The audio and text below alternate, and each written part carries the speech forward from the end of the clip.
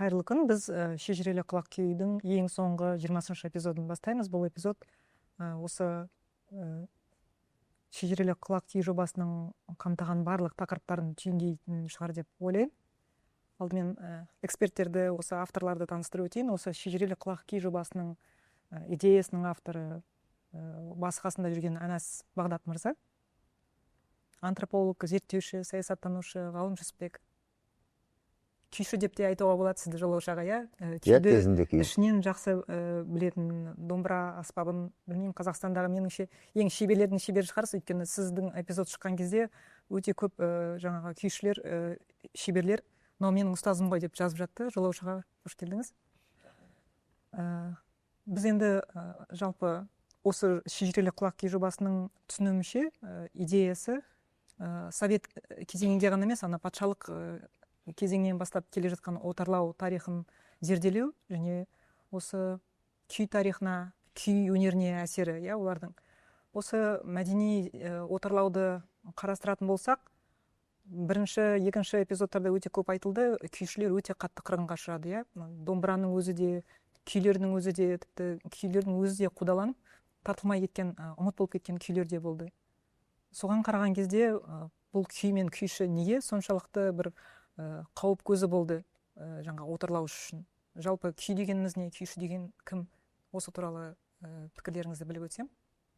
Күй дегенің өзі атынан да білініп тұр ғой. Күй жалпы біздің жаңа өзіңіз айтып жатырсыз, бүкіл қазақтың өмірі, бүкіл қазақтың, қазақ халқының бүкіл тарихын көзің елестететін осы күй өнері ғой.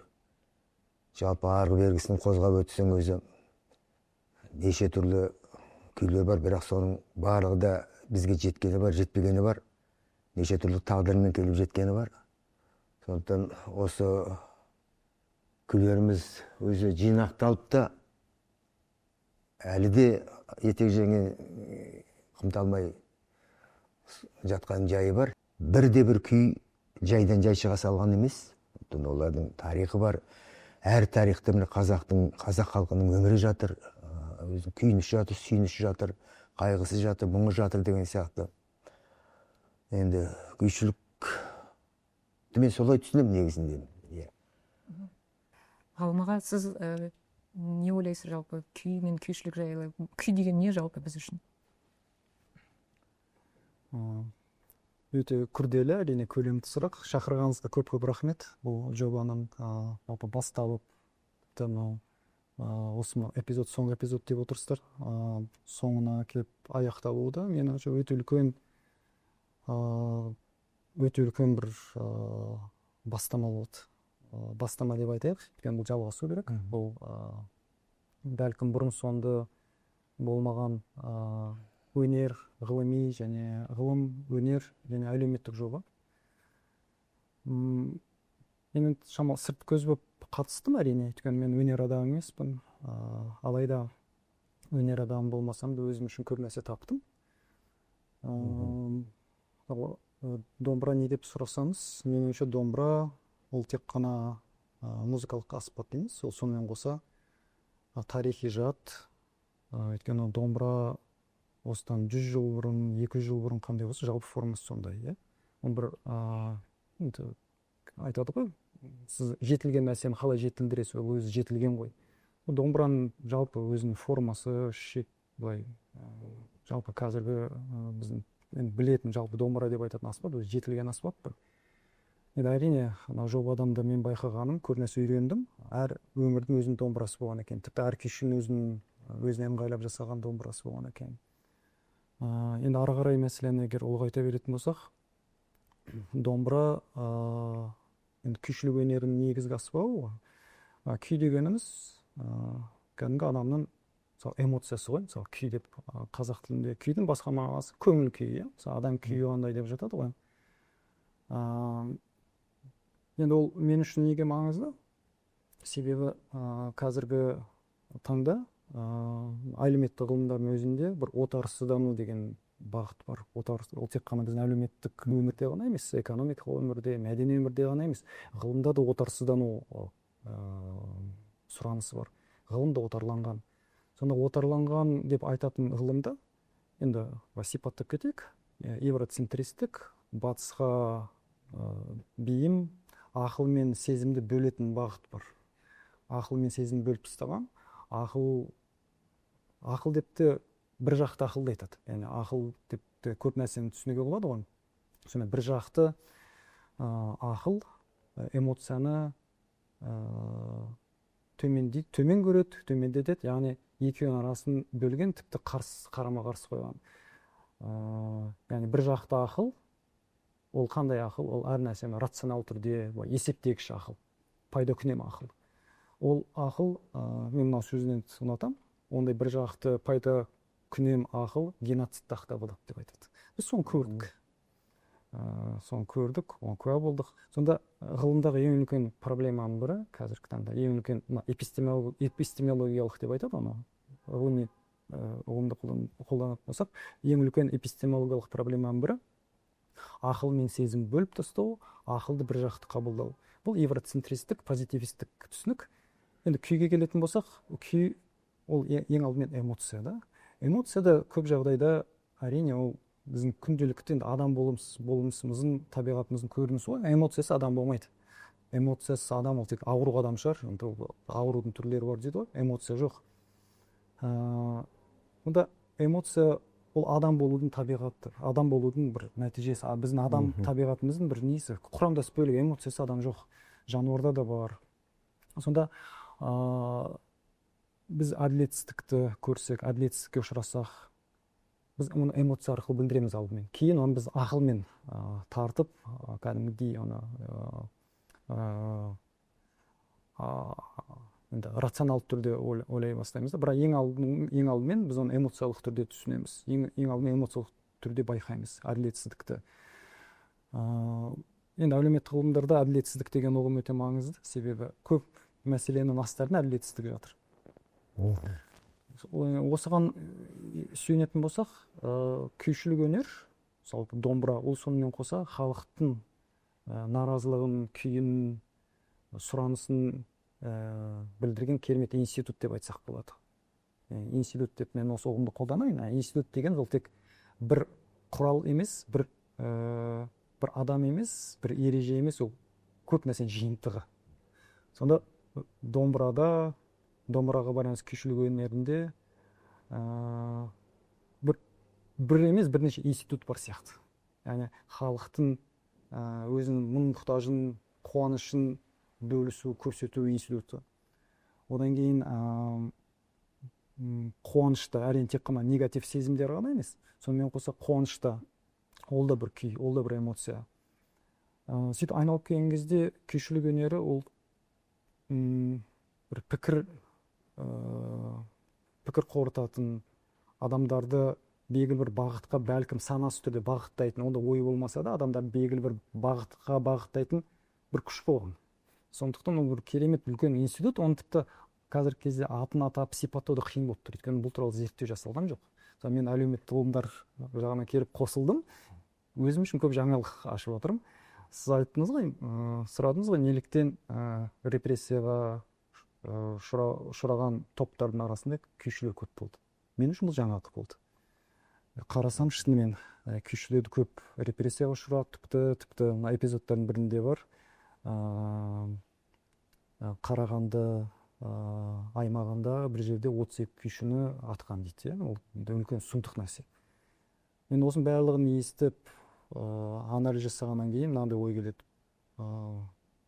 Бұл шынымен тек қана музыкалық аспап емес, тек қана халықтың келіп тыңдап, мына күшті екен ғой деп тарап кететін дүние емес. Бұл шынымен әлеуметтік қоғамдық, тіпті саяси институт десек болады да. Жалпы бұл туралы зерттеу жасау керек. Бұны сипаттауға тырысу керек. Бұл жалпы домбыра дегеніміз не? Бұл тек қана музыкалық аспап емес. Бұл мен үшін әлі ашық сұрақ та. Бұл бірнеше институт. Бұл қоғаммен билік арасында, қоғаммен өз арасында, қоғаммен келіп сол қоғамды басып алған күш, отарлаушы күшпен арадағы бір байланыс құралы, адамдардың өзінің мұқтаждығын білдіру, қуанышын бөлісу құралы, Одан кейін бәлкім психологиялық тұрғыдан қарайтын болсақ, психологияда мысалы адам травмадан емделетін болса, біреумен бөлісу керек, оны тіпті біреумен бөлісе алмаса қағазға жазып, өзінің ішіндегі жиналған проблемасын, шерін сөйтіп проблеманы шеше бастайды. Ол ең бірінші қадам сол, ол бөлісу. Сонда күйшілер өте қиын кезеңде өмір сүрген кезде оларға күй шығару, сол травмадан құтылудың, травмадан емделудің бір жолы болған шығар. Ол да бар. Психологиялық жағына қарастыру керек. Сол үшін бұл бірнеше қазір заманымыздағы бірнеше ғылымды қамтитын институт.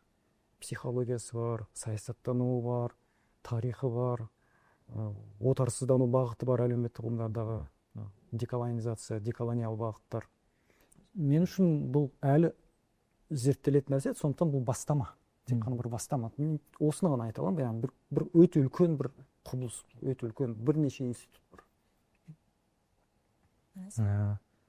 Біз енді осы жобаны жасау барысында күйді шынымен де өте терең, біз ойлағаннан да әлдеқайда терең екенін байқадық.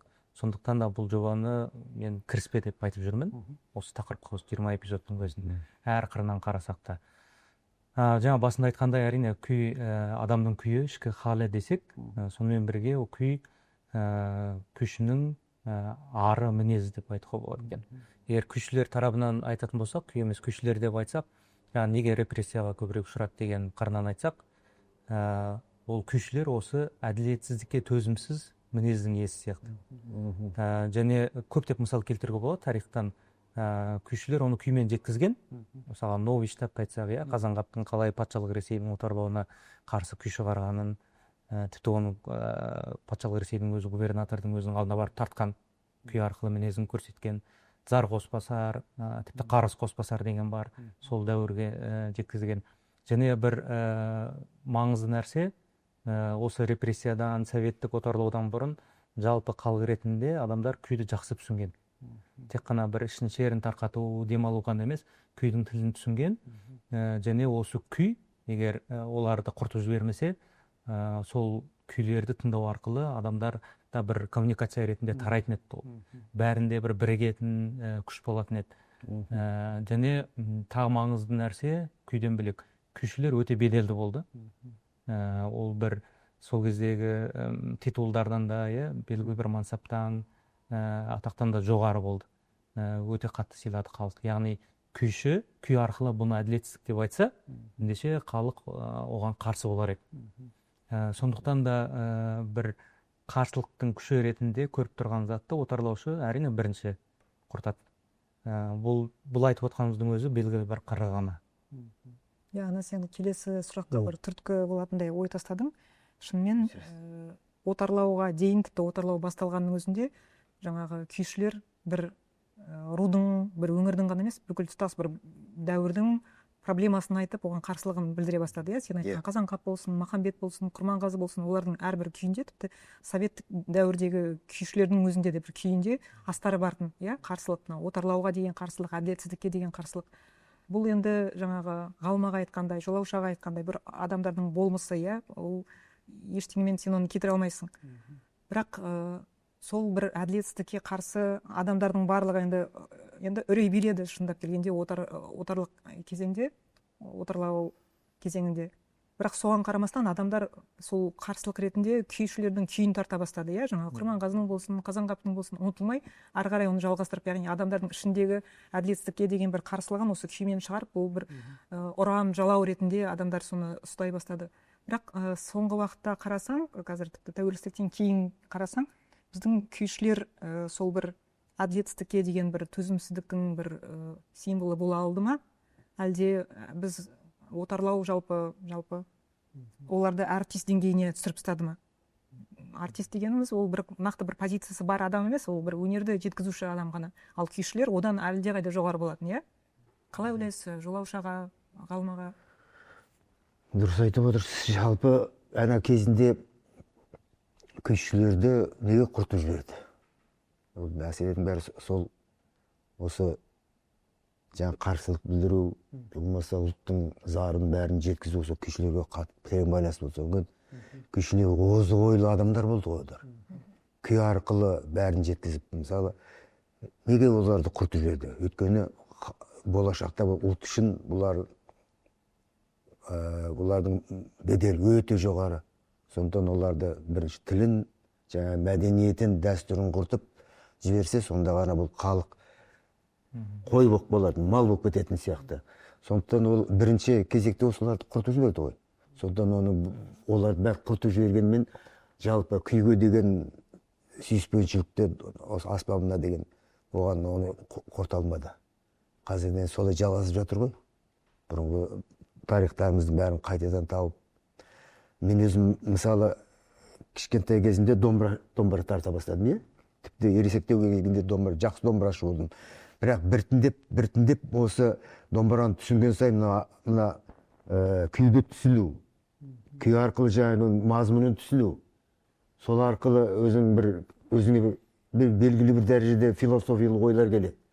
Сол арқылы домбыраның аспабының сол күйлерді, сол замандағы күйлерді өз деңгейінде жеткізу үшін мысалы жақсы домбыралар керек болды деген сияқты. Соның кейін барып мен мысалы жаңағы мына шеберлікке ауысып кеттім ғой. Бірақ менің ойымда, көкейімде осы күйдің құдіреттілігі сондай.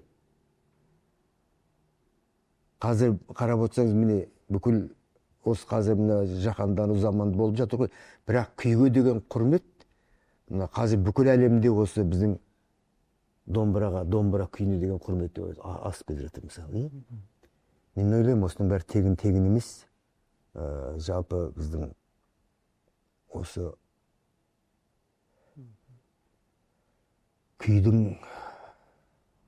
осы күйшілігін күй байланысы бір-бірімен әлі де терең зерттеуді қажет ететін нәрсе деп ойлаймын әлі де. Енді Жолаушы аға, сіз енді күйшілерді бізден әлдеқайда жақсы білесіз ғой, олардың ішіндегі болмысы, не ойлайтыны көресіз ба сіз? Сол бір әділетсіздікке деген қарсы бір жаңағы тұлғалық бір болмысын, олар мүмкін күймен тартпайтын шығар, мүмкін әңгімесінде, мүмкін сізге келген сұранысында мына домбыра былай сөйлесін, маған мынау қажет деген сияқты. Иә, болады. Мысалы қазіргі кезде қарап отырсаңыз, мына үлкен жастағы күйшілер мен жас жаңадан үйренген күйшілерде айырмашылық көп. Алғашқы кезде күйді үйрену, енді олардың тарихында әрине оқиды, біледі. Оларды айтылады, мысалы, ұстаздар, иә. Бірақ олардың қазіргі алғашқы күй үйреніп жүрген кезде олардың көңіл қалып ұшып, жаңағы төкпе күйлерге, жылдам күйлерге, сондай күйлерге әуес болады. Бірақ біртіндеп келеді, соның кейін философиялық күйлерге қарай көшеді. Өйткені ол толығып, ары қарай күйді түсініп, терең түсініп, сонымен ары қарай оны дәріптеп жеткізу үшін солай жол кетеді. Өйткені күйді түсіну, оған шынында да уақыт керек көп. Көп тарту керек, көп күйлердің тарихын білу керек. Соның кейін барып, күйдің мазмұны терең түсініп барып, соның кейін барып, өздері күй шығаратын болса, күйді ары қарай жеткізетін болса, оның мән мағынасын одан арынан тереңірек жеткізіп, сол күйге деген құштарлықты арттырады жастардың арасында мысалы, жалпы. Отарлауды негізі тек бір жақты, тек қана әскери күшпен, қара күшпен болатын нәрсе, сондай құбылыс деп қабылдамау керек. Ол жан жақты. Тіпті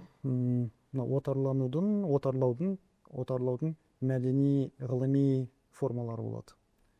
Өнердегі формалары болады. Олар көп жағдайда байқала бермейді. Мысалы біз кеңестер одағы деп көп айтамыз, бірақ кеңестер одағының қандай мемлекет болғаны, отарлауды қалай жасағаны, бұл әлі көп зерттелген нәрсе емес. Зерттеген батыстың, әсіресе ақш-тың кейбір советологтары болды. Бірақ олардың анализдері көбінесе белгілі деңгейде қалып қойды. Ол түсінікті ғой, өйткені әр уақыттың өзінің сұраныстары бар. Олар көбінесе сол 70-терде, 80-дерде, осыдан 50-60 жыл бұрын өздерінің еңбектерін жазды. Яғни мен айтайын дегенім, кеңестер одағы отарлаушы мемлекет болды, ерекше отарлаушы мемлекет болды, ерекше отарлаушы режим болды, ерекше отарлаушы жүйе болды. Ол қалай отарлады, адамдардың санасымен қалай жұмыс істеді, бұны арнайы зерттеу керек. Оның уақыты келді. өйткені біз кеңес одағы 30 жыл бұрын тарады, 30 жылдан бері кеңес одағы жоқ десек те, кеңес одағынан бір жалғасын көріп жатқан сияқты боламыз да.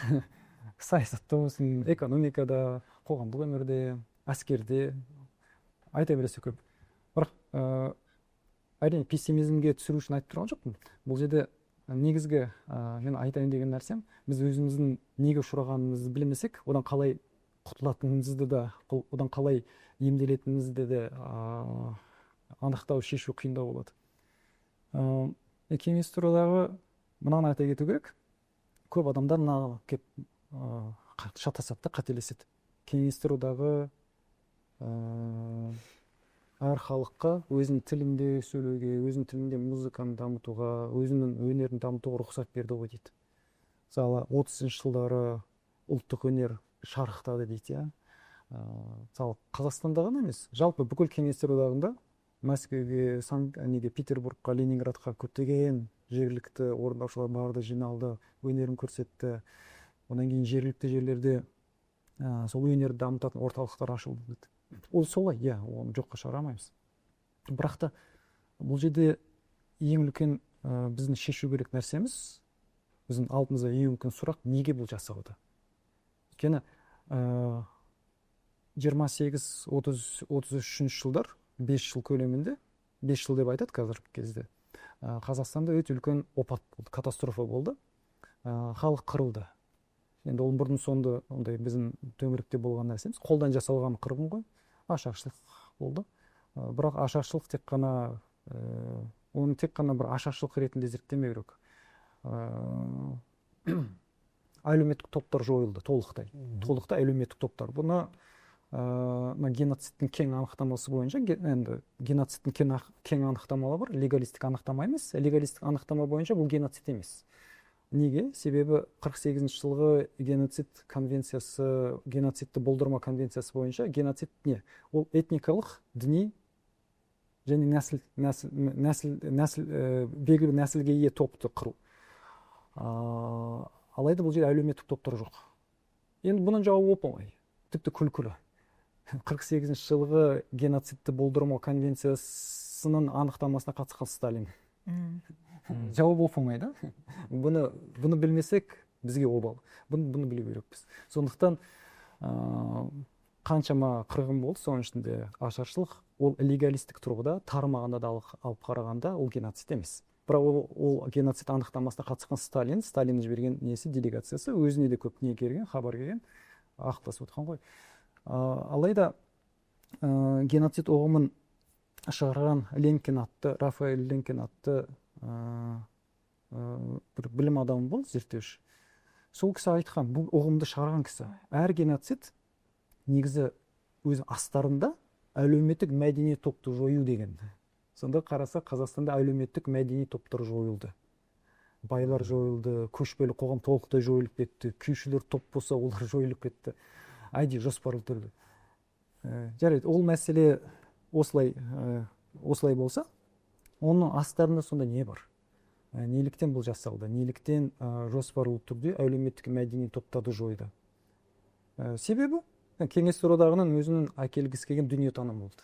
Өзінше бір менталитет болды. Ол менталитетті біз Қазақстан шарттарында 50 жыл өтсе де, 60 жыл, 100 жыл өтсе де, бейбіт түрде орнықтыра алмайсыз. Халық оны қабылдамайды. Сол үшін халыққа дүниетаным беретін, халықтың менталитетін қалыптастыратын топтарды физикалық түрде жою керек болды. Кәдімгідей сіз бір орман өсіп тұр, орманды қалай құртасыз, аласыз, тамырымен қопарып жұлып тастайсыз, экскаватормен, трактормен. Қазақстанда сондай жағдай болды. Одан кейін әрине не дамыса да, ол сол жүйеге істейтін түрде дамиды. Домбырашы өнер болсын, басқа өнер болсын, қазақ әдебиеті болсын. Өйткені геноцидтің жасалу ең үлкен себебі басқа сол байырғы эпистемологияны, байырғы ойлау жүйесін, байырғы дүниетанымды жою болды. Яғни ең үлкен енді бұлай әлеуметтік ғылымдар тұрғысынан қарайтын болсақ, себебі осы. Және бұның басқа да түсініктемесі бар. Кеңестер одағы не деп келді? Біз халықтарға, Лениннің бұрынғы айтқан несі ғой, берген уәдесі ғой, біз бұратана отарланған халықтарға еркіндік береміз деді. Алла жезияларды кездесті ғой, Ленинмен кездесті, мысалы орталық Азия жәдетшілері кездесті, және алданып қалды. Бұл жерде тарихшылар қазір осыны анық айтады. Себебі большевик билігі, кейін большевиктер кеңес билігіне айналды ғой, олар сендерге жер керек болса жер береміз деді, бостандық, еркіндік керек болса бостандық береміз деді. Неде халықаралық құқықта ұғым бар, self-determination деп айтады. Өз келешегін өзін белгілеу, өз келешегін өзі белгілеу, право на самоопределение, өз келешегін өзі белгілеу. Осы құқықты береміз деді. Ол нені керектіреді? Әр халық өзінің тілінде сөйлесін, әр халықтың өзінің әдебиеті болсын, домбырашысы болсын, қазақтарда күйшісі болсын. Яғни бұл жердегі мынау. Кеңестер одағы 30-шы жылдары Сталин жүйесі неге домбыраға қатты тиіскен жоқ, домбыраны белгілі деңгейде көтерді, неліктен қазақ әдебиетін белгілі деңгейде қолдады. Біз бүкіл халықтарға өз келешегін өзі белгілеу құқығын таңдық бердік деп имитация жасау. Бұл суррогат. Оны сіздің осы өткен эпизодтарда Асия ханым өте жақсы айтады. Бұл имитация, суррогат бұл. Яғни сіз бір нәрсені күтіп тұрасыз, сүт қалайсыз да? Сүт қалай? Сізге сүт емес, сүтке аралас бір нәрсе береді. Бірақ түсі, реңгі сүт сияқты. Ішесіз, ол сүт емес. Ол суррогат. Яғни кеңестер одағының берген нәрсесі осы болды. Яғни бұл жерде кеңестер одағының жалпы стратегиясын өте байыпты, кәдімгідей жан-жақты түсіну керек те. Бұл тіпті батыс зерттеушілерінің көп уақыт шеше алмаған сұрақтардың бірі. Неліктен ассимиляцияны, орыстандыру саясаты неліктен 100% болған жоқ? Мысалы 89-90 жылдарға дейін жаппай орыстану болған жоқ қой. Қазақстан штаттарында окей, орыстану қаттырақ жүрді. Бірақ көптеген басқа одақтас республикаларда орыстандырудың темпі шамалы аздау болды. Тіпті Қазақстанның өзінде қазақ мектептері болды, ауылдық жерлерде болды көбінесе. Мысалы қалада өте аз болды. Алматыда мысалы екеуміз шу ғана болды. 90-91 жылдарға келген кезде. Яғни бұл соны білдіреді. Енді бұл жүйе өзін сыртқы дүниеге көрсету керек қой. Біз бұрын патшалық Ресейдің отарлаған халықтарына еркіндік бердік. Дәлелі кәне, өз тілдерінде сөйлеу, театрлары бар. Ол өте жақсы жұмыс істеді. Тіпті қазірдің өзінде мысалы Африкадағы отарлауды колонизацияны зерттейтін кейбір мамандар қазірдің өзінде кеңестер одағы отарлаушы болған жоқ, азат етуші болды дейді. Неге? Өйткені ол соған қарап алданады. Мысалы олармен біздің кейде диалогымыз болады. Мысалы айтамыз да, кейде сіз мысалы қазақ ашаршылығын білесіз бе? Білмейді екен. Білсе де, ол белгілі бір мемлекетке қарсы шыққан топтардың несі? Олар басып тастауы, яғни мемлекет өзін қорғады. Сөйтіп басмашылар сияқты деп көреді. Басмашы деген ұғымның өзін біз қойған жоқпыз. Бұның өзінің бір үлкен идеология бар. Ол өзін азат етуші адамдар кеңестер одағы тарапынан басмашы болып аталды да. Бұл жерде енді сіздің сұрағыңызға келетін болсақ, күйшілік өнер кеңестер одағы кезінде мен ойымша өзгеріске ұшырады, деформацияға ұшырады. Оны мен сырттан айтып отырмын да. Өйткені кеңестер одағы тарапынан деформацияға ұшырамаған нәрсе жоқ. Ол былай деп айтайық, бұл тоталитар жүйе. Тоталитар жүйе не істейді? Ол барлық нәрсені басып жаншиды, тұлғаны жоқ қылады. Өйткені тұлғаның болуы тоталитар жүйе үшін ең үлкен қауіп қатер. Қазақтың бұрынғы байырғы күйшілік өнері, сіз айтқандай, ол тұлға қалыптастырады. Ол ең алдымен тұлғаның шығарған өнері да, өйткені тұлға. Және ол тұлғалық бір өнер, өзі тұлға болса күйші, ол тұлғаларды шығарады. Тұлғаға арнап күй шығарады. Кеңестер одағы үшін ең үлкен қауіп тұлға еді. Тұлғаны жою керек болды. Тұлға жойылса, онда ол жүйе орнығады. Яғни біздің қазақ өнеріне болып кетті, фольклорданды, оны біздің эксперттер өте жақсы айтты, фольклорға айналды, және ол жеке тұлғаны қалыптастырудың орнына ол сахнаға шығып кетті де, көптің бірі. Мысалы, домбыра көп аспаптың бірі ғана. Ол бәлкім ең көп дауысы домбыра шығарады, бірақ өзіндік тұлғалық болмысы жоқ домбыраның. сол сияқты күйшінің де өзіндік тұлғалық болмасы болмай қалды. Яғни кеңестер одағына осы керек болды. Тұлға емес күйші, тұлға емес тұлғалық болмысы жоқ күй, бір өнер суррогат. Менің ойымша осылай түсіну керек. Бұл әлі зерттелетін нәрсе. Бұны біз әлі, менің ойымша, бір зерттеу керекпіз. Мынау сөздің жаны бар, мына тұлға деп айтылып жатыр ғой. Шын мәнінде сол тұлғалардың бәрін құртып жіберді ғой, түгел. Сонымен ары қарай күйшілер де жоқ болып кетті, күйші қаратын адам да болмай қалды. Жалпы формасы ғана қалды. Иә, формасы ғана қалды да, мына екі ортада мынау дарындылық, күйшілік өнер үзіліп қалды.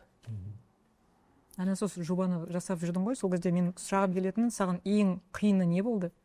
Жаңағы отарсызданбаған эксперттерді табу ма, әлде адамдар, енді эксперттердің өзі де бір жағынан зерттеу жоқ деп жатырмыз ғой, жаңағы Алмаға да айтады, енді ғана зерттелу керек деп.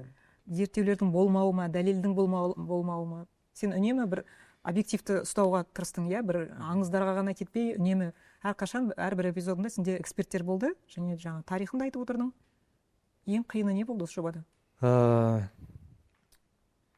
Қиын нәрсе көп болды. Себебі жалпы күйді білетін, зерттеп жүрген адамдар көп, зерттеушілер, күйшілер. Бірақ осы отарсыздану тұрғысынан қараған зерттеулер өте аз. Тіпті бізге келген өте мықты күйшілер, күйді зерттеушілер, ғылыми атағы бар адамдар біздің жобаға келіп, бірінші рет осы жағынан қараған өздері айтып жатыр.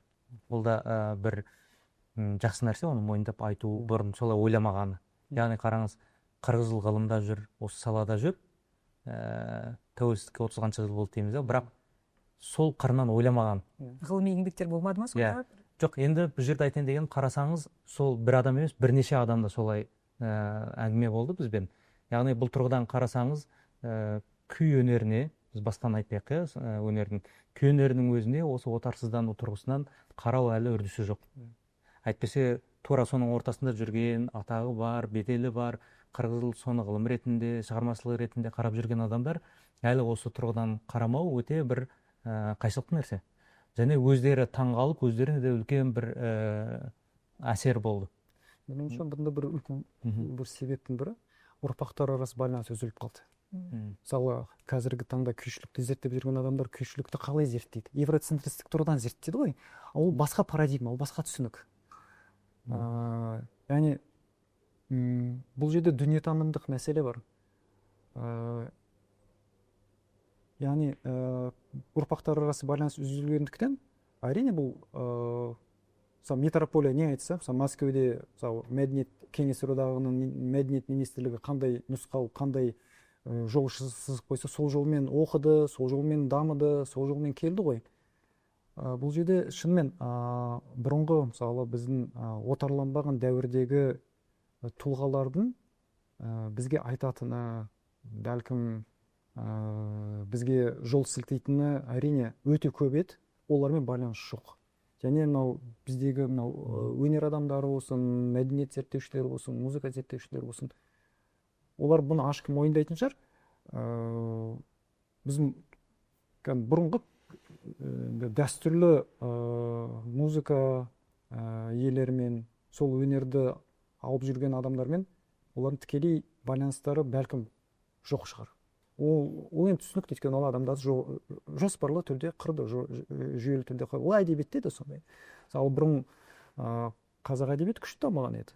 Мысалы, біз қазір таңғаламыз ғой, қазақ тіліне ғылыми әдебиетті аударып жатыр екен. Енді әрине аударады. Себебі осыдан 100 жыл бұрын психология кітабын шығарды, басқа да пәндерге байланысты ғылыми кітаптар қазақша шықты. Тіпті әр тілдің академикалық ғылыми тіл болуға қабілеті бар. Оның дәлелдері көп. Мысалы, фин тілі. Енді ол өзінше бір керемет, бір өте қиын тіл, бірақ та бүкіл ғылым фин тілінде сөйлейді. Қазақ тілі соншалық қиын тіл емес. Мен айтып тұрған себебім, біздің, мысалы, қазақ әдебиетінде де өнерге ұқсас ұрпақтар арасы байланыс үзіліп қалды. Мысалы, кейде қазақ жазушылар айтады, неліктен біздің кітаптар аз басылады, аз шығады. Мен оны жаңа буын туралы айтып тұрған жоқпын, жаңа буын өзгеше. Орта буын, аға буын. Себебі өздері байқамай, кеңестер одағындағы сол түсініктермен, парадигмалармен жоқ кітаптарын жазады. өнерде де сондай нәрсе байқалатын сияқты. Мысалы менде бір екі эпизодты байқап қалдым да, мысалы не шамалы бір ностальгия бар, сондай бір қызық нәрселер бар, ол туралы. иә иә академиялық ортада мысалы совет кезеңде біз айтамыз цензура өте мықты болды. Иә, ол тіпті біздің әрбір жазылған кітапта мұқият қадағалаудан өтті. Тіпті Құрманғазының өзін бір пролетар кедей кепшік ретінде жазып қояды. Ал қазіргі зерттеулерде бар ма батылдық сондай? Жоқ, мынандай болған жоқ деген сияқты. Әлде ұрпақтар арасында бәрібір аға буынға қарап кішкене ұрпақтар арасында байланыстың үзілгені деген ол бір қыры ғана меніңше. Цензура әлі бар. Біз оның шет жағасын білеміз, мысалға жоғарыдан әлеуметтік зерттеулерде қандай тақырыптарды зерттемеу керек екені туралы ресми болмаса да бейресми ондай тапсырмалар бар екенін білеміз. Оның жақсы несі, мен кей адамдарды айтып отырмын, иә, былай күйдің тарихын зерттеп жүрсе де отарлау тұрғысынан қарамаған деп. Бірақ оны білетін адамдар бар арасында. Қызығы ауызекі әңгімеде айтады, камераға, ашық медиаға оны айтқысы келмейді. Яғни бұда менің байқағаным, енді менің қорытындым, советтік тотальды қырып жою қуғын сүргіннің үрейі әлі бар. Және адамдар совет үкіметі әлі кеткен жоқ деп емес, сол жүйенің бізде сақталып тұрғанын білет, саналы түрде, бейсаналы түрде. Сондықтан бұл тек қана күшшілердің мәселесі емес, ол бір ел ретінде отарсыздану дискурстары жүріп жатқан жоқ. Яғни цензура да бар, және оны кей адамдар болмаса кей жүйе мүдделі осы дискурстың жүрмеуіне. Әйтпесе, егер ол ашық ғылыми зерттеу тақырыптарына берілсе, мысалы академияларда, институттарда, жоғары оқу орындарында магистранттар бар, докторанттар бар, қазір тәуелсіз зерттеушілер бар, тіпті оны жоғары жақтан тақырыпқа беруге болады, мынандай тақырыптарды зерттеу керек, себебі грантты өздері беріп жатыр, оны ұсынуға болады. Тіпті кей эпизодтарда біз сонда қуғын сүргінге ұшыраған күйшілер, күйлер десек, там-тұмдаған ғана ақпараттар. Бәрі жоқ дейді. Негізі, иә, жоқ, совет үкіметі құртты, бірақ жүйелі зерттеулер жүрсе, оны табуға болады. Бұл жерде ғылымда жоқ деп фактіні іздеудің өзі өте бір қайшылықты нәрсе. Отарлаушының өзінен фактіні күту, ол өте дәлелді күту, және дәлел қалса да, Мұрат Абуғазы сол бір өте қызық нәрсені айтты, біз архивтен күткенде нені сүзіп ала аламыз деді. Тергеушілердің жинаған құжаттарынан оларды қалжау ретінде көрсету, сол жерден алып әлде бір анализдер жасауға болады шығар. Бірақ жалпы совет үкіметі қуғын сүргінді былай жасады, тұлғаны былай өзгертті деп, олардың архивінен іздеу, ол да нағыз отарланған сана. Оны жоқ нәрсені қалай жасауға болады? Мысалға біз осы жобада байқағанымыз, ғылым ол да бір колониалды нәрсе. Ғылыми құрылымды, методиканы бір Еуропа центристік нәрседен қараймыз біз. Бізге өзіміздің бір методтар керек. Біз сол стандартталған колониалды ғылымды ұмыта тұрып, мысалға күйдің тақырыбына келсек, Арқа өңірінде 30 күйші атылды дегенді айтуға кейбір эксперттер батыл бармайды, себебі факті жоқ дейді. Ол фактіні жаңағы советтің архивінен күтіп жатыр. Ол факті оңай. Себебі біздің өмір сүру шежіремізге қарасақ, сол атылған күйшілердің бәрінің тікелей ұрпағы болмаса да туысқандары отыр, оны естіген адамдар отыр, күйін жеткізген адамдар отыр. Солардан жинап материалды сұрыптау керек. Мысалға 58 деген күйді жеткізген кісіні біз видеосын тауып алдық, оны үйреткен сол Ахметжан күйшінің өзін көзін көрген адам. Бала күнінде ауылына келгенде жасырып сол күйді тартшы деп айтады, 73 жылдар деді. Содан бала күнінде үйреніп қалған. Қарасаңыз, ондай адамдарды тауып болады. Яғни бұл жердегі ғылым біздің өзіміздің жаңа методтармен жүру керек. Соны сұрыптау керек. Сонда бұл нәрсе ашыла түседі. Бұл да сол батыстың, орталық Азияны, шығыстанушылардың зерттеуіне де айтылатын нәрсе, себебі батыста бізді зерттегенде көбінесе Ресейдің материалына сүйенеді. Ол да бір өте қайшылықты нәрсе. Олар келіп, осында өмір сүріп, бізде де болмай жатыр дегенмен, олар да шынымен де орталық Азияны бір советтік отардан шыққан халық ретінде, мәдениет ретінде қарағысы келсе, олар да соны айту керек. Мен енді мүмкіндігім болған жерде бұл дискурсты да айтып жүрмін. Біз өте маңызды нәрсе, мысалы ғылымды да отарсыздандыру, бағана шет жағысын айтып кеттім. Мысалы Қазақстан тарихына біздің өткен 100 жыл бұрынғы өткен шағымызға егер назар аударатын болсақ, мынада өте үлкен проблема бар. Мысалы Анас мырзаның айтқандай, көптеген репрессия, көптеген қуғын сүргіннің архивте дәлелі жоқ. Бірақ бұл евроцентристік көзқарас. Себебі дәлелдің одан да керемет формасы халық арасында қалған естелік. Бұл евроцентристік позитивистік түсінікте бұл өте әлсіз дәлел, алайда қазіргі деколониал бейотар түсінікте бұл ең үлкен дәлел. Себебі халық сақтап қалса, халықтың жадында сақталып қалса, мысалы әртүрлі рулар, аталар бар, солар бір естелікті, мысалы қуғын сүргінге ұшыраған бір күйші болды, атамыз болды, осындай болды. Соған қалай сіз ол халықтың бәрін қалай сіз қорқытып немесе сатып аласыз? Бұл немесе ол архивте жатқан документті жоя аласыз ғой, немесе бір нәрсесін өзгерте аласыз. Бір не ондай көп болды, мысалы архивтік мәліметтерді деформацияға ұшырату, жоғалтып жіберу. Бірақ халық жадында қалған нәрсесін олай оңайлықпен құрта алмайсыз. Бірақ дәлел біздің әріптестер ашаршылық тақырыбын зерттеп жүрген кезде мынау фактын тапқан екен. Жаркент жақта жалайыр қырылған деген не бар екен, шатқал бар екен. Ешқандай архивте жоқ. Ол жақта бір халық қырылды деген НКВД ол жақта не қойыпты, пост қойған ба, сол Қытайға көшіп бара жатқан сол жалайыр руының бір көші дейді. Бір көште қанша адам болатынын білмеймін, 100 ба, 200 ба, жан жақтан пулеметпен атқырып тастаған. Ол бірақ халық жадында қалды. Сол жақта тұратын халық кім не десе, о десін, қорқытсын, үркітсін, ұмытыңдар десін, ешкімнен ұмытпайды. Жалайыр қырылған деп аталып кеткен да жер.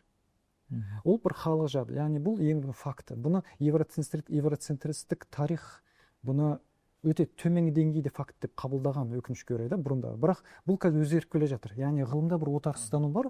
Қазір біз осыны алға шығарып, біз осындай көшпелі мәдениет өкілдері болдық тарихта. Көшпелі мәдениет өкілдері жазбаша тарихқа емес, ауызша тарихқа негізделген. Осы назар алыңыздар десе, 100% алады қазір. Бұған біздің өзіміздің арамыздан шығып отқан зерттеуші жоқ. Осыны қолға алу керек те. Яғни ғылымда осындай жақсы бетбұрыстар бар. Яғни мен ойымша домбыраға, күй өнеріне қатысты көптеген фактілер, репрессиядан бастап, күй тарихына байланысты, күй аңызына байланысты фактілердің көпшілігі ауызекі тарих, ауыз тарихы. Бұл көшпелі мәдениеттің ерекше бір несі, табиғаты болмысы. Бұл ғылыми факт ретінде қазіргі кезде қабылданып келе жатыр. Бұрын болған жоқ. 10 жыл бұрын күліп қарайтын да. Тіпті көшпенділерге, көшпенді мәдениетке аномалия деп қарайды. Антропологияда аномалия. Бұлар өткен, бұл өтпелі кезең. Бұлар я отырықшаға айналады, я жойылады деген. Бұл өте үлкен, шын айту керек, жауыздық, ғылымдағы жауыздық. Бұл жерде эмпатия жоқ. Және халық адамдардың қадір қасиеті бір деңгейде, яғни біз бір адам баласы ретінде бірдей әмбебап адами қадір қасиетке емес деген нәрсе жоқ та. Бұл жойылса жойыла берсін. Геноцид нәтижесінде жойыла ма, өздігінен жойыла ма, о жағын араласпаймыз деген өте қатыгез ғылымдағы отарлану түсінігі. Енді ғылым ғана отарлану емес, жалпы біз зиялы қауым деп айтамыз ғой. Қоғамдағы бір пікірді қалыптастыратын азды кемді бір қоғамның беттегі қаймақтары бар, бірақ өкінішке қарай осы жобаны жасап жатқанда да жалпы әлеуметтік желіде де жиі байқаймыз. Көбінесе советтік заманда аңсау бар. Бұл мүмкін әлеуметтік жағдайдың нашарлап кетіп жатқаны ма, әлде құлдық сананың бәрібір кетуінің бір қиындығы ма? Неге сондай бір махаббат қалған адамдарда? Мысалы, қанша сіз айтқанда геноцид болып жатса, күйшілерімізді күйдің бәрін қырған болса да, кейбір адамдар бәрібір де аңсап айтады, бізде баяғыда андай Мәскеуде 10 күндіктер болды ғой, сол жақта біздің күйлеріміз шығарды ғой, пластинкаларымыз шығарды ғой, кітаптарымыз шығарды ғой деген сияқты бір сондай бір сезім бар да, мынау аңсау советтік бір кезеңді. Неге ондай пайда болатындай, жалпы әлеуметтанушы ретінде айтыңызшы ғалымаға. Бұның қысқа жауабын беру қиын. Енді меніңше бұның бірнеше себебі бар. Бір себебі бағана айтып қалды, кеңес одағы қандай жүйе болды, қандай отарлаушы колониал жүйе болды. Осының әлі нақты жауап берілген жоқ. Осыған байланысты зерттеулер жүру керек. Зерттеулер жүрсе, осыған байланысты біз объективті түрде жауап берсек, бәлкім кеңестер одағы қатты соншалықты жаман болған жоқ. Ол да біздің жағдайымызды жасады ғой деген көзқарастар бәлкім азая ма, басқа қырдан қарай ма бұл адамдар. Және мынаны назарға алу керек. Кеңестер одағы әрине ол отарлаушы, тоталитар жүйе болды. Бірақ та ешқандай отарлаушы, ешқандай қанаушы жүйе 100% қара күшке негізделмейді. Оның әрине олай бастан сипайтын, алдыңызға шамал тамақ беретін, сізді өзінше қолпаштайтын моменттер де бар, ол жоқ емес. Тіпті гегемония деген ұғым бар ғылымда. Сол гегемонияны мемлекет ішіндегі гегемония, сыртқы қатынастарда емес, басқа мемлекетке қатысты гегемония отарлау болады ғой. Сонда мемлекеттің өз ішіндегі гегемония зерттеген Антони Грамши деген атақты итальяндық ойшыл болды. Гегемония жалпы өктемді қалай жалғасады? Осы сұраққа ол өте көп ізденіп жауап берді. Жауап беруге тырысты. Сонда былай деді, гегемонияны, өктемдікті, мемлекет ішінде өктемдікті, ол сыртқы қатынастарда, сыртқы саясатта да солай. Ол тек қана әскери күш, басып алуға, күштеуге ғана негізделмейді. Оның өте маңызды тармағын бір интеллигенция деді. Яғни отарлаушы күш, немесе сол өзінің мемлекетінде гегемония құрған озбыр режим, ол өзінің сөзін сөйлемесе де, әйтеуір қарсы шықпаңдар деп айтатын интеллигенция шығарады деген. Кеңестер одағының тарихына үңілетін болсақ, Кеңестер одағы қазақ интеллигенциясы шығарды, өзбек интеллигенциясы шығарды, Украина интеллигенциясы шығарды. Бірақ ол қандай интеллигенция болды? Антони Грамши айтатындай, сол озбыр жүйені ақтамаса да, оған қарсы шығатын емес, қарсы шықпайтын интеллигенция болды. Әрине, олар енді бұның да нелер біртал енді жасайтын жол. Атақ даңқ беру, халық артисі деген даңқ беру, премия беру, пәтер беру, отарлаушы жүйе, жалпы отарлаушы жүйелер осыны жақсы қолданады. Интеллигенцияны, өнер адамдарын өзіне қалай тартады, атақ береді, жағдай жасайды. Одан кейін ол өзі аңғармай, білмей сол жүйеге қызмет етіп кетеді. Яғни осыны бізге анализ жасау керек, осыны айту керек. Яғни бұл жерде тұлға бір бар, бір жоқ сияқты да. Ол музыкалық немесе әдеби өнерде сол салада тұлға сияқты да, алайда толыққанды тұлға емес. Неге? Өйткені әділетсіздікке әділетсіздік болып жатыр деп айта алмайды. Немесе неге мына жерде мынау келеңсіздік болып жатыр деп оған да наразылық білдіре алмайды. Немесе көргісі келмейді. Ондай да бар. Адамда сондай бір табиғатында бір қызық нәрсе бар дейді. Өзін өзі алдаусыратады. Мысалы, Кеңестер одағында сондай нәрсе болды. Яғни соңғы бәлкім айту керек нәрсе, Кеңестер одағы тарағаннан кейін көп қателіктер жасалды. Ол қателіктердің бірі әлеуметтік саясат өте әлсіз болды. Халықтың жағдайы, қарапайым халықтың жағдайы, өнер адамдардың жағдайы, білім саласына жүргендердің жағдайы, денсаулық сақтау саласына жүргендердің жағдайы қатты нашарлап кетті. Яғни аңсау осы себептен де болады. Яғни мынаны да айта кету керек, бейотар түсінік, отарлау, деколониал түсінік, ол сонымен қоса, ол отарлаушы күшке қана қарсы емес, ол сонымен қоса капитализмнің отарлауына да қарсы. Капитализм де бізді отарлайды. Реттелмеген нарықтық экономика, ол да бізді отарлайды. Ол да бізді неге ақшаның құлына айналдырады, атақтың құлына айналдырады. 90-шы жылдардан кейін, 95-96-лардан кейін бізде жекешелендіру басталғаннан кейін біз осы құлдыққа түсіп кеттік. Осыны айту керек. Сонда анализ жан-жақты болады. Яғни Кеңестер одағы жығылғаннан кейін басқа құлдықтың формасы туды, басқа отарлау басталды. Бәрібір отарлау болып тұр ғой. Кезіндегі жаңа Кеңестік одақта заманымыз жақсы болды, мынандай өмір сүрдік деп айтып жатады ғой. Ол да бір белгілі бір деңгейде ғана қалып ұстап отырды ғой. Жаңа айтпақшы. Мәселен, мысалы, жаңа домбыраларды алайық, бір ғана. Мықты күйшілерді домбыра шеберлерін құртты мысалы, бірақ фабрикалар ашты. Кішкене сәл көз бояушылық бар ішінде. А ол кәдімгі ширпотреб сияқты белгілі бір конвейермен шығады түгел. Домбыра құнсыздан құтты ғой. Құнсыздан домбыра, сонда ойладым, қазақтың ұлттық аспабын өрістетіп жатырмыз дейді, мәселен. Бірақ оның сапасы жоқ, жаңағы аспап. Ол бүкіл барлық Қазақстанның барлық жерінде мысалы тарады. Бірақ жаңағы керемет күй тартатын сондай лайықты аспап жоқ. Оны жасаған оның үлгілерін құртып жіберді. Мысалы, бұрынғы дәстүрлі күй тартатын керемет аспапты жаңа да айтпақшы өртеді, құртты, аспаптарымен өздерін қоса құртты деген сияқты. Оның барлығын байқатпай істеді. Ал жалпы халыққа бұл керемет сияқты бәрі кезінде бұл. Шын мәнінде олар, егер бұлай алып қарасаң, жақсы өмір сүрген сияқты, барлығының деңгейі бірдей, барлығының сондай. Ары қарай жағында не болып жатқанын оны білмейсің. Бұл жерде мынандай бір жақында ғана бір анализ естіп қалдым. Сол ұмытпас үшін сол айтқым келіп тұр да. Ағылшынша social engineering деген ұғым бар да, әлеуметтік инженерия деп айтады да. Кеңестер одағына байланысты жылдары бойы осыны қолданды. Әлеуметтік инженеринг, әлеуметтік инженерия жасау. Яғни кеңес адамын жасау деген ғой. Адам жанының инженері деп айтады да жазушыларды. Енді кеңестік инженерия, әлеуметтік инженерия ең қатыгез формада басталған, геноцидтен басталған. Ары қарай шамалы жұмсарған ғой, бірақ дегенмен ол кеңестік адам жасау да, создание советского человека дейді ғой. Негізгі мақсат сол болды ғой. Ал мынау пішім бәлкім қазақ болады, пішім өзбек болады, бірақ ішкі табиғаты кеңестік адам. Совет адам. Иә, бірақ та мен айтайын дегенім, соңғы кезде айтып жүрген анализ мынау. Ол оны әлеуметтік инженерия деп айту өте жеңіл. Оны қазір жаңа сөз бар, хакинг, social хакинг деп айту керек. Адамды хак еткен дейді. Хакерлер болады, сіздің біреудің компьютеріне кіріп кетеді, сіздің компьютердегі жүйеңізді я құртады, я ұрлап алады да.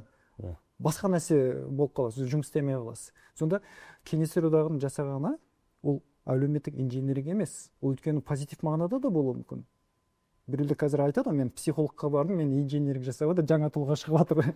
Жақсы, ол инженеринг деген ол міндетті де жаман емес. Бұнда хакинг. Ол social әлеуметтік хакинг болған. Осы ұғым менің үшін өте маңызды.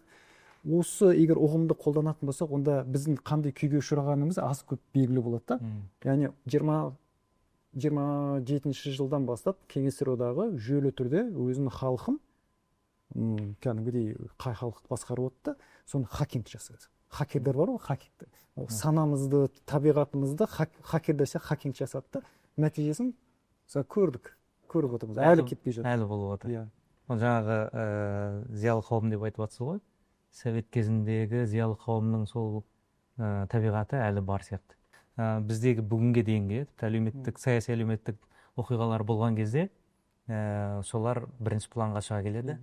Ақсақал болып, елді ойлайтын тұлға ретінде сондай бір ымырашыл көзқарастарды айта бастайды. Шын мәнінде шешілу керек мәселелерді жылы-жұмсақ жауап қоюға, тіпті біз кейде қуанатын болдық, содан үндемей қалғанына.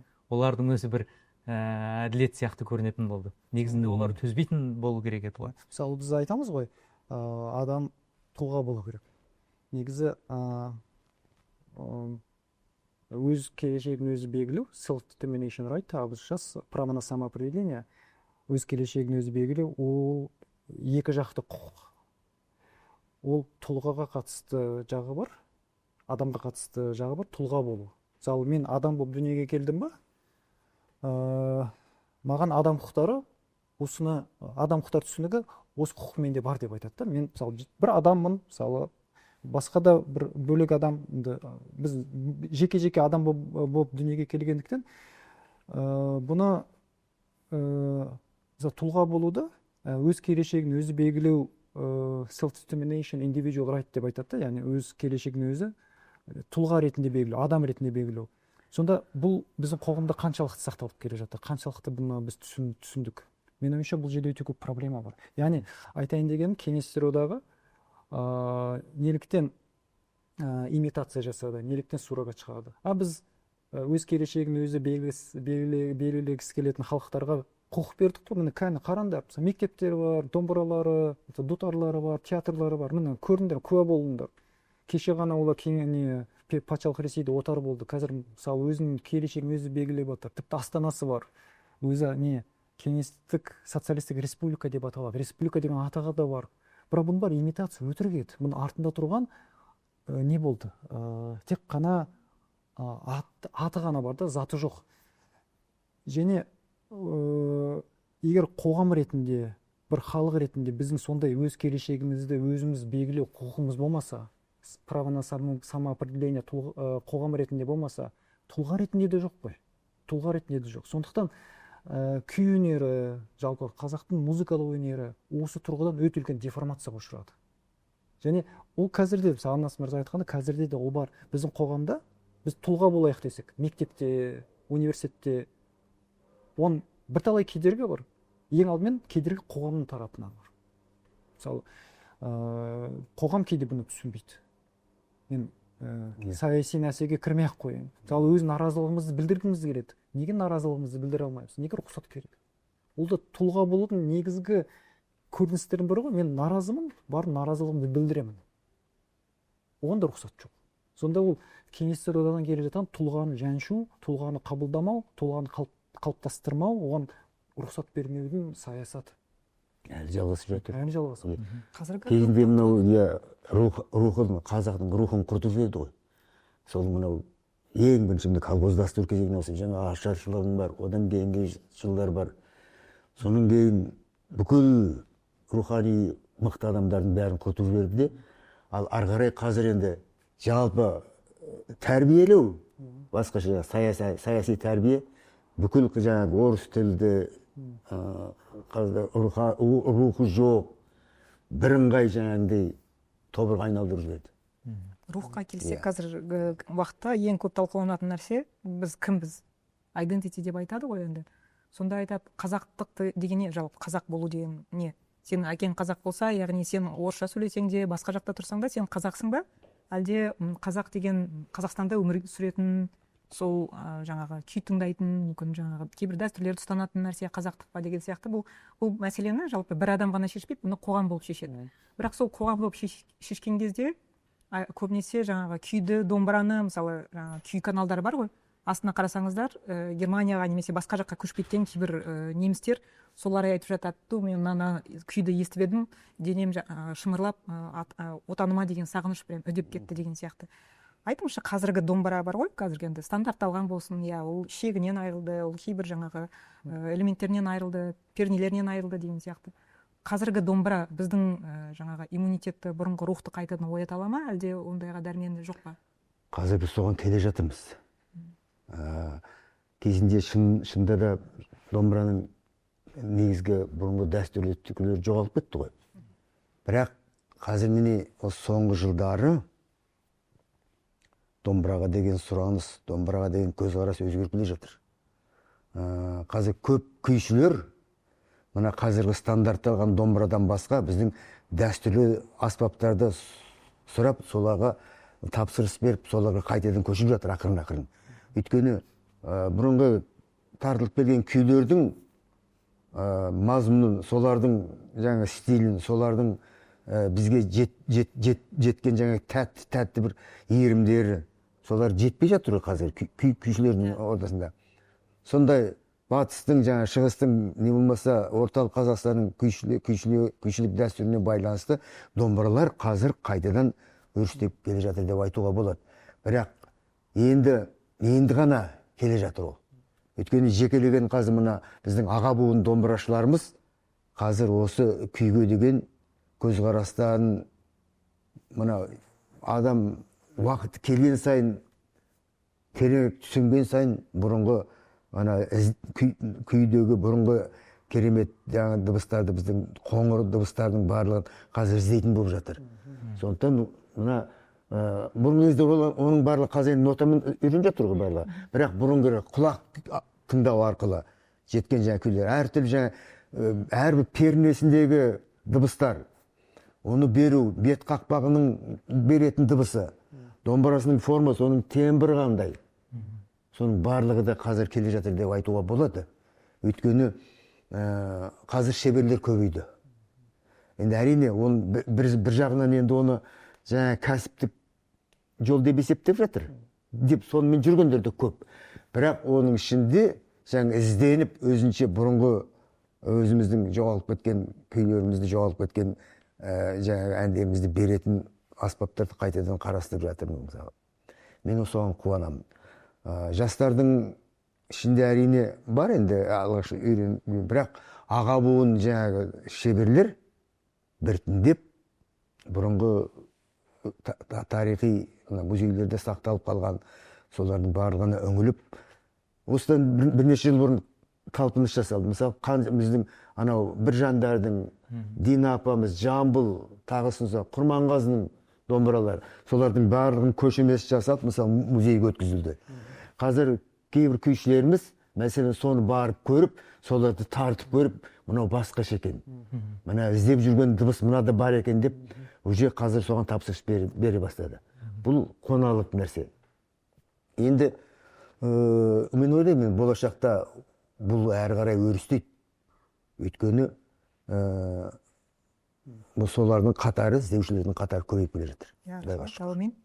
Енді сіз құлақ күй деп айттыңыз, осы жалпы жобаның атауы шежірелі құлақ күй. Шежірелі дегеніміз, яғни күй, жаңа сіз айтқандай, ол үлкен институция, ол жаңағы тарих, ол ешқашан қандай да бір советтік жүйе келсе де бәрібір де ішінен иісі аңқып тұратын, барлық жағдайды боямасыз көрсететін жаңағы шежіреміз, бұл тартпас. Екінші жағынан бұл коммуникация, алдыңғы эпизодтарда да айтылды, адамдар бір-біріне деген сөз жеткізе алмайтын нәрсені күймен жеткізеді. Жұбату болсын, басу айту болсын, құттықтау болсын, сезімін білдіру болсын деген сияқты.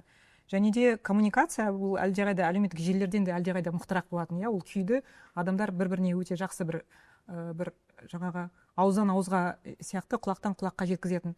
Бірақ өкінішке қарай енді құлақ күй деген кезде домбыраның құлақ күйі емес, адамдардың құлақ күйін келтіру керек сияқты. Өйткені адамдар ана сен айтқаныңша, өйткені күйді былай аса түсініңкіремейді. Біз естиміз әдемі ноталарды, музыканы. Қазір күй бір музыка ғана болып қалған сияқты. Аңызы жоқ, оның жаңағы әсері жоқ, денені шымырлататын, басқа да бір кодтар жоқ адамдарға жеткізетін.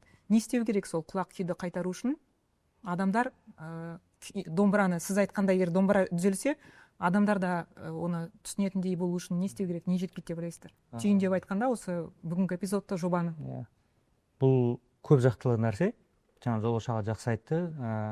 Және біз өткенде бір сөйлескен кезде айтқан, бұл кісі қазір енді келесі бұдан былайғы шығармашылығымды сол тарихи домбыраларды қалпына келтірумен айналысамын деп. Бұл кісінің шәкірттері бар, замандастары бар айтып отырған. Яғни бұл жағынан қарасақ, физикалық тұрғыда домбыраның стандартталып кеткенін қайтадан қалпына келтіру. Ол менше қиын зат емес, мұражайларда тұр. Біз Қарағандыда атып кеткен күйшілердің біразының домбырасын Кәмел Жүністегі атамыздың үйінен көрдік. Оларды қалпына келтіру, пернелерді қайтадан қалпына келтіру, тіпті нота арқылы, оркестр арқылы стандартталып кеткен күйлерді қалпына келтіру бір жағы. Меніңше бұл ақырын көзге көрініп тұрған зат, ақырын жүзеге асады. Бірақ бір нәзік нәрсе бар, ол санадағы құлақ күй отырланған. Соған жұмыс істеу керек. Егер бұл санамыз отарланбаса, отарлаушы жүйені осының бәрін осылай жасаған терең түсінбесе, сезінбесе, совет үкіметінен деген ностальгиядан арылмаса, осы дискурсқа кірмесе, оны үнемі жасамаса, ғылымда, зерттеуде, күнделікті шығармашылықта, онда Жолаушаға қайтадан қалпына келтіріп жасаған 9 пернелі домбыра ілу күйінде қалады. Оны қайта тартпайды. Бір қиын нәрсе бар, алдыңғы эпизодтарда да күшілермен талқылағанбыз. Біздің санамызда, тіпті қолымызда күйге үйренгені сонша, қазір 9 пернелі көне домбыраны керемет қоңыр үнімен берсең де, оны тарту қиын. Күйлердің өзі стандартталып кеткен. Махамбеттің күйінің өзінің бірнеше нұсқасы жүр. Консерваторияға түсіп, академиялық формаға кірген нұсқасын бәріміз білеміз де, көне нұсқаларын қабылдағымыз келмейді. Себебі бара-бара дамығанда таза тарту деген бар ғой. Кім тез әрі таза тартса, сол күйші сияқты дейді. Соны біз шеберлік ретінде тыңдаймыз да, бұрынғы нұсқаны тыңдасақ, мысалға Динаның күйлерін қарасаңыз, ол тартып отырып, бұрын концерт емес қой, ол еркін өзінің ішкі күйі болатын. Үзілістері бар, кідірістері бар, иірімдері бар өзінің. Оны тыңдасақ, бұл шебер тартысы емес сияқты сезіледі. Бұның бәрін түсініп қабылдау үшін бұл санадағы отардың дискурсы. Одан арылу өте маңызды. Және осы жобаны жасап жүріп мен түсінгенім, жоғалтқанымыз өте көп. Және бір таңғалғаным, совет үкіметі бәрін құртып тастай алмаған. Бізде 300 күйге дейін 200 күй тартатын күйшілер бар. саналары әлі отарланған шығар, ондай дискурс болмаған шығар, бірақ ол өте үлкен қазына. Оны нотамен емес, тіпті аутентик тартатын күшілер бар. Аңыздарын біледі. Аңыздардың ішінде советтің идеологиясынан, арнайы сүзгісінен өтіп бұрмаланып кеткен аңыздар болуы мүмкін. Біз осы дискурсқа кірсек, оны да тазартып аламыз. Ол да қиын зат емес. Себебі отарлаушының қосқан контексті бірден көрініп тұрады. Аңызға болсын, бұрмаланғаны болсын, өзгертілген, тіпті қолдан жасағаны болсын. Сондықтан бұл бір мүлде жойылып кеткен зат емес. Менше біраз дүние бар. Оған қайтадан қалпына келтіруге, бүгінгі заманға ілесіп кетпес, бірақ өз қалпында оны сақтап, жоғалтпай, үнемі сақтап отыру, игілікке қайтадан жарату, сол арқылы біздің шежіремізді білу, шежірелік құлақ дегенде біздің бүкіл тарихымыз, болмысымыз, тіпті идентитетіміз де сол жақта жатыр. Соны табу қиын емес. Ең бастысы менше сол дискурс керек. Жақсы айттың, мынау құлақ күй, домбыраның құлақ күйі, бірақ жаңағы шын мәнді мына санада құлақ күй, соны ары қарай соны дамыту керек екен. Сол болған дискурсқа кірген адам менше бірден сізді басқа шеберді ма іздеп барады, шек жасап жатқан жігіттерді іздеп барады. Себебі тарихты көре бастайды ғой өзі. Бұның өзі мына тек қана күйшілер ғана емес, мынау шеберлерге де қатысты нәрсе сияқты екен. Мынау жалпы есіне салатын, мынау шеберлердің арасында осындай үлкен әңгіме болатын нәрсе сияқты. Мен басқа неге не деп айтады, измерение, басқа өлшемге кірейін. Мысалы, жолаушы ағада, Манас мырза да айтып қалды. Сол қоғам өзгеріп келе жатыр, жастар тарапынан сұраныс көп. Және егер қоғамдағы біздің адамдардағы құлақ күй өзгермесе, жалпы физикалық нәрселерінде көп пайда жоқ дейді. Мен соған қосымша ретінде бәлкім оны басқа қырынан кірейін.